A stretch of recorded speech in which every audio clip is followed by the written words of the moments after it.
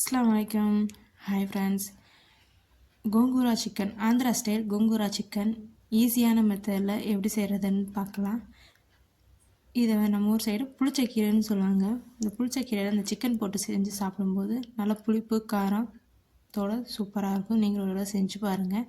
வாங்க இந்த கோங்கூரா சிக்கன் எப்படி செய்கிறதுன்னு பார்க்கலாம்.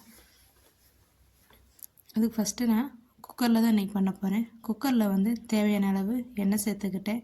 அப்புறமா 2 வெங்காயம், ஒரு 2 தக்காளி கட் பண்ணி வச்சுக்கிட்டேன். எண்ணெய் காஞ்சதுமே வெங்காயம் சேர்த்துக்கிட்டேன். வெங்காயம் சேர்த்து வெங்காயம் கொஞ்சம் வதங்கட்டும். வதங்கினது ஒரு 1.5 ஸ்பூன் இஞ்சி பூண்டு பேஸ்ட்டு. அந்த வெங்காயமும் இஞ்சி பூண்டு பேஸ்ட்டும் எண்ணெயில் கொஞ்சம் வதக்கிக்கலாம்.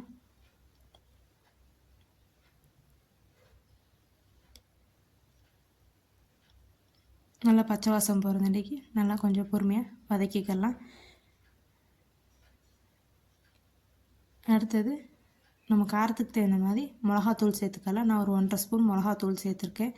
இந்த கீரை கொஞ்சம் புளிப்பாகவும் இருக்கும். நம்ம சிக்கனுன்ற போது கொஞ்சம் காரமாக இருந்தால் நல்லாயிருக்கும். ஒரு 2 பழம் தக்காளி, இதுவுமே அந்த எண்ணெயிலே வதங்கட்டும்.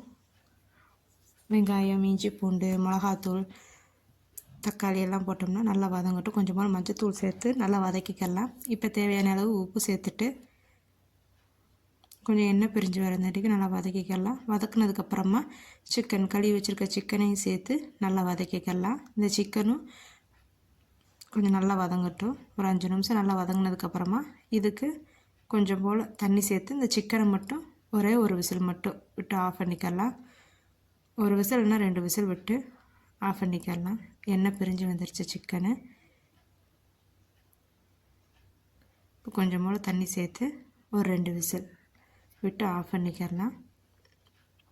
ஆஃப் பண்ணதுக்கப்புறமா ஓப்பன் பண்ணி அந்த சிக்கனை மட்டும் தனியாக நம்ம ஒரு தட்டில் எடுத்து வச்சுக்கலாம். இப்போ இந்த தண்ணியில் தான் நம்ம கீரையை சேர்த்து அதுவும் விசில் விட தான் போகிறோம். இந்த தண்ணியிலே அந்த சிக்கன் தண்ணியிலே கீரை, ஒரு 6-7 பல் பூண்டு, காரத்துக்கு தகுந்த மாதிரி பச்சை மிளகா போட்டுக்கோங்க. இது உரப்பாக இருந்தால் தானே நல்லாயிருக்கும். அதனால் கொஞ்சம் பச்சை மிளகா எக்ஸ்ட்ராவே சேர்த்துக்கோங்க. இதெல்லாம் கொஞ்சம் வதங்கினதுமே விசில் விட்டு ஆஃப் பண்ணிக்கலாம்.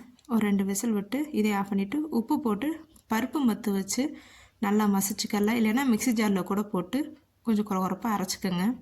நல்லா மசிச்சாச்சு. அந்த பச்சை மிளகாலாம் நல்லா காரம் இறங்கணும். அதனால் நல்லா மசிச்சுக்கலாம். அப்புறமா அடுப்பில் வச்சு ஒரு கொதி வரவுமே சிக்கன் எடுத்து வச்சுருக்கோம்னா அந்த சிக்கனையும் சேர்த்துக்கலாம். இப்போ இந்த சிக்கனுக்கு ஒரு தாளிப்பு கொடுத்துக்கலாம். அதுக்கு கடாயில் எண்ணெய் சேர்த்து வெள்ளைப்பூடு, சீரகம், வரமிளகா கொஞ்சம் கருகிற மாதிரி இருக்கட்டும். அவ்வளோதான், சிக்கனை சேர்த்துக்கலாம். அவ்வளோதான், நம்ம சூப்பரான நல்ல காரமான gongura chicken, Andhra style gongura chicken ready ஆயிடுச்சு. நான் செஞ்ச ரெசிபி பிடிச்சிருந்தா மறக்காமல்